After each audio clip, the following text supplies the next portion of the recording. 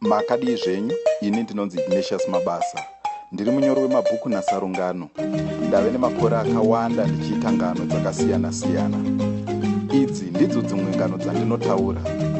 Chembere dzemusango. Panoenda tashinga kunochera mvura, anoteverwa kumba netuchembere twokumbira zvinhu zvakawanda. Patikunozoenda, tikunosiya zvinhu zvave manyama amire nerongo. Vana vehuku vanofarisa. Vana vehuku vanosara vachishereketa amai vavo vaenda kumusika. Vanopedzisira vapinda mukanwa megaro. Munengeni wangu, igore renzara, mumwe murume anowana muti wemuchero, asi anosarudza kudya ega mukadzi nevana vachifa nenzara. Chipo nechipopai. Nekuda kwepai, Chipo anotiza amai vake kuti anogara semudzimai wechipopai chakasunga tai chinodya pai. Asi Chipo ane makore 14 chete.